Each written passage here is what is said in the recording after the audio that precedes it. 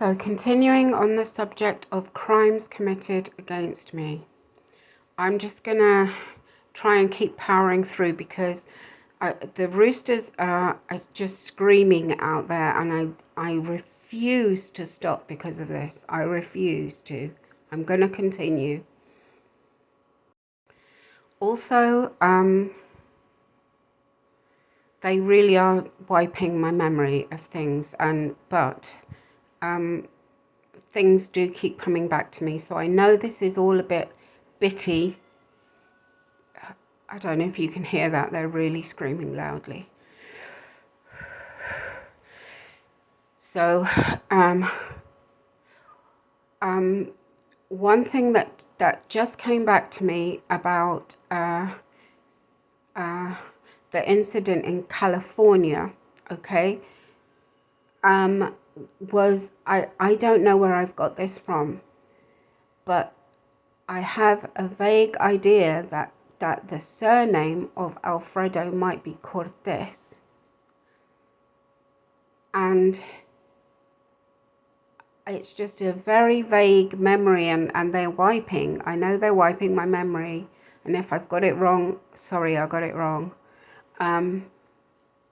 They've also been wiping evidence from my devices, okay?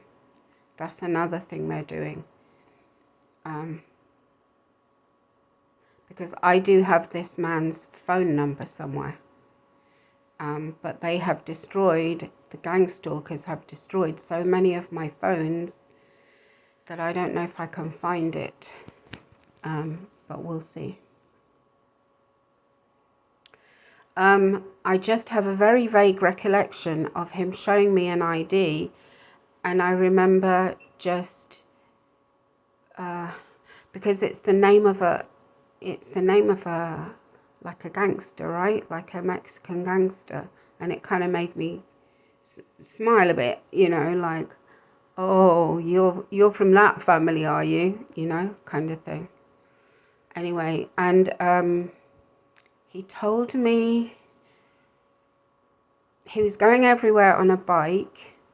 He didn't have a vehicle. And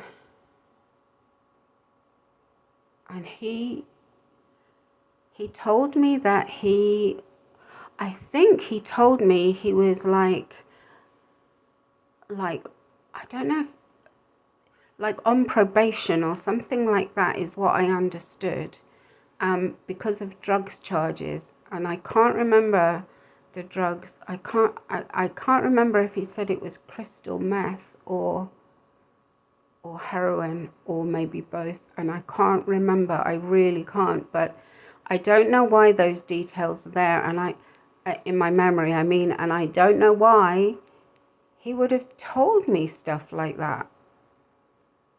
I don't know. But what I know now is that, you know, many gang stalkers, they do choose them because they are addicts, you know, and they offer them drugs, and that's how they rope them in, you know. Or alternatively, they offer to, you know, reduce their sentence or to wipe their record, or, you know, their criminal record, that kind of thing, you know. I know that goes on. Anyway, I'm going to close that one now because that's just I don't even know if that's a real thing. It just came back to me there in that moment. Right, another set of crimes, because they're all repeated. The crimes are all repeated over and over and over again. And the point of that is that they are letting me know that they are doing it deliberately, okay? And that's why they repeat the same crimes over and over again. And it's part of the torture, you see, it's part of the psychological torture. They want me to know that they can do these things to me and get away with it because the cops are on their side.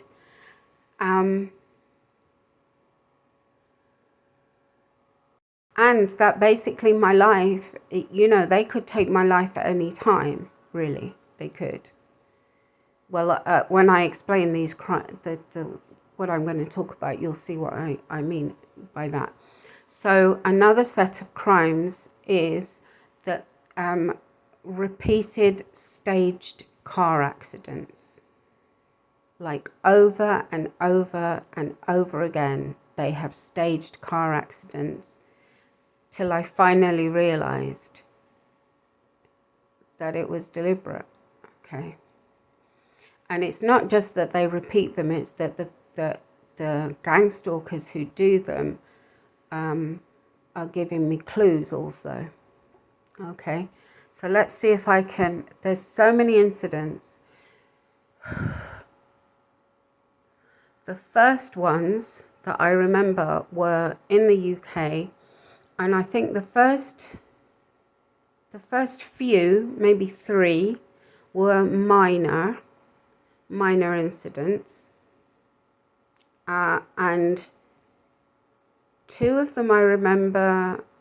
One of them was a big lorry, a big truck, like an 18-wheel truck, that went into the back of my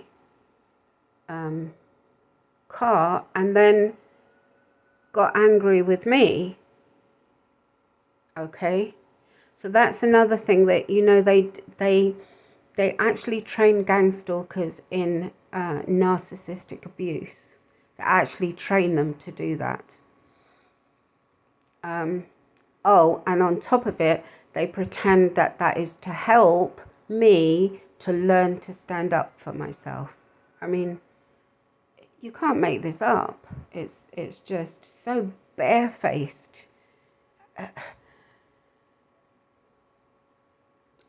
That's why people don't believe it, because it's unbelievable. But it's true. So anyway, he did that. It's a very vague memory now. It's a long time ago. He went into the back of my car and then got angry with me, you know. And he's this big, huge truck driver, and I was terrified. You see, this is also all about traumatizing the victim over and over and over again, because that facilitates the mind control. Okay? Because it's trauma-based mind control. Then there was another one that was it was near the airport, and it was a woman, and she also went into the back of my car, and she actually admitted her fault, that it was her fault, but actually that cracked my rib, and I still to this day I have problems with that rib that's cracked. I decided not to, you know, I could have, I kind of think now maybe I should have pursued it and got some compensation or something. But I didn't. You see, I didn't know it was deliberate, obviously. And I thought, oh, poor girl, you know, it had been raining and she said her foot slipped off the, you know,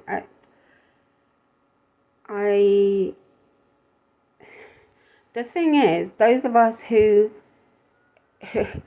are not predators just wouldn't imagine that something like that is going to be set up against us. You're not going to imagine it. It's too unbelievable, and yet it really is the case.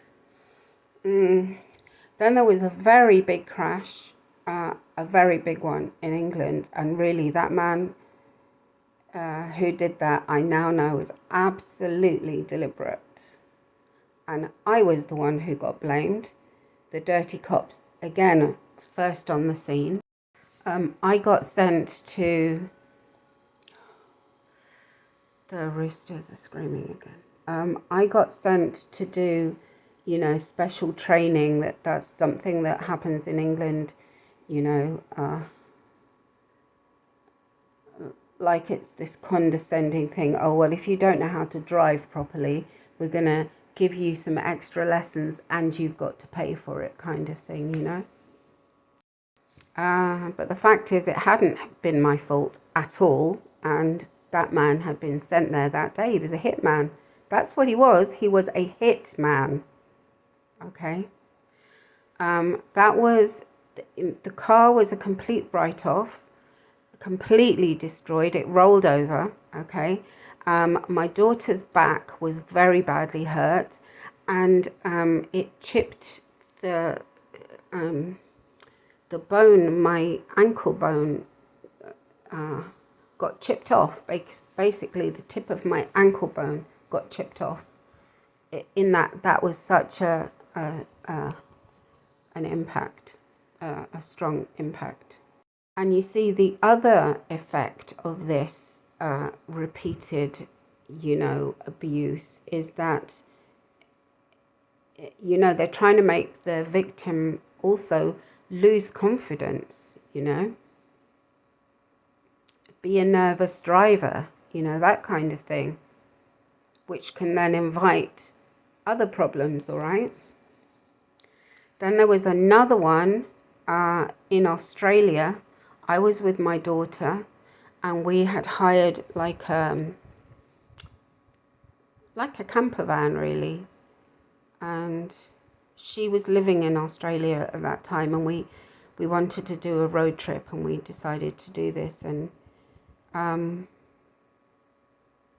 this was very calculated, and I now realize, I wasn't even driving out on the road. I was